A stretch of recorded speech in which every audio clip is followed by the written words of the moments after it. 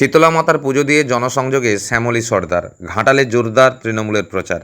ঘাটাল বিধানসভার সরবেড়িয়া এক অঞ্চলের অন্তর্গত কিশোরপুরে শীতলা মাতার পুজো দিয়ে নির্বাচনী প্রচার শুরু করেন তৃণমূল কংগ্রেসের প্রার্থী শ্যামলী সর্দার। পুজো দিয়ে এলাকার মানুষের মঙ্গল কামনা করার পরই কর্মী সমর্থকদের নিয়ে বাড়ি বাড়ি জনসংযোগে নামেন। দামোদরপুর, কিশোরপুর ও রামসাগর এলাকায় এদিন ব্যাপক প্রচার চালান শ্যামলী সর্দার।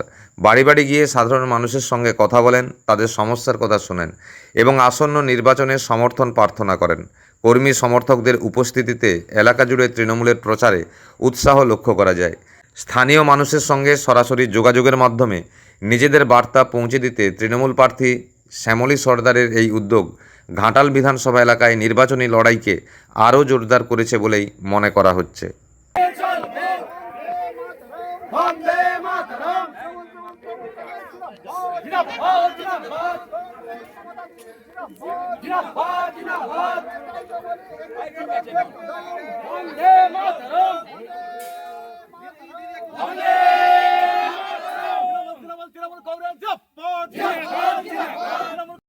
পৌঁছে দিয়েছে সবার দোরগোড়ায়, কিন্তু উন্নয়ন পৌঁছে দিয়েছে। 5 বছর বিজেপির বিধায়ক থাকেন শীতল বাবু, একবারও কখনো দেখেছেন আপনাদের এই অঞ্চলে এলাকায় আসতে কোথাও উন্নয়ন ঘটাতে?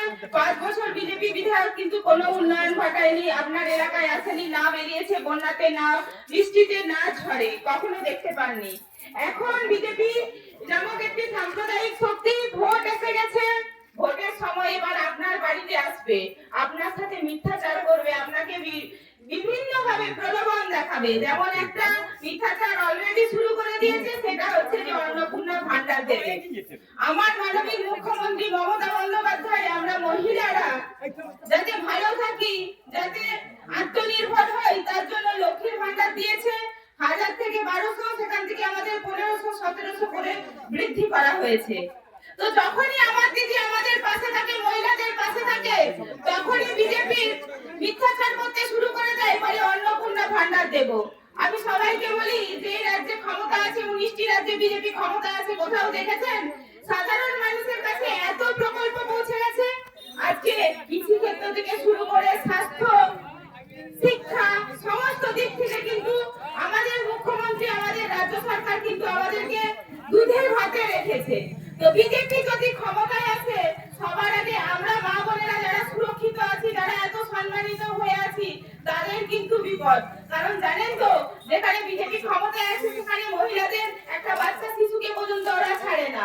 তো সেক্ষেত্রে বলবো, এবারে লড়াই আমাদের কঠিন লড়াই, এবারে কিন্তু নিজেদের আত্মরক্ষার লড়াই।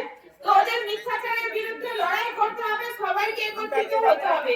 আপনার দুয়ারকে কিন্তু ওরা আসবে, ওরা মিথ্যে কথা বলবে, আপনাকে কিন্তু লড়াই করতে হবে, চোখে চোখ রেখে কথা বলতে হবে যে 5 বছরে আপনি একবার এখানে আসেননি, শুধুমাত্র ভোট এসেছে বলে কিছু মানুষকে, গ্রামের সহজ সাদা সিধে মানুষকে ভুল বানাতে এসেছেন। আপনাকে কিন্তু লড়াই করতে হবে, বলতে হবে। আমি একটা কথা বলি যে আমার দিদি, আমার মুখ্যমন্ত্রী মমতা বন্দ্যোপাধ্যায় যেমন সাধারণ মানুষের পাশে আছে, পরবর্তীকালে আপনারাও সব সময় আপনারা আমাকে আপনাদের বাড়ির মেয়ের মতো মনে করে সব সময় পাশে পাবেন, যে যখনই লাগবেন আপনারা কিন্তু আমাকে পাশে পাবেন। তাই বলি, 23শে এপ্রিল আসছে দিন, জোড়া ফুলে ভোট দিন। বিজেপিকে একটি ভোটও দেবেন না, সিপিএম তো অনেকদিন আগেই শূন্য হয়ে গেছে। তাই সবাই মিলে আসুন, একত্রিত হয়ে লড়াই করি, লড়াই করলে আমরা জিতবো, এটা আমরা আশাবাদী। ধন্যবাদ, সকলে ভালো থাকুন।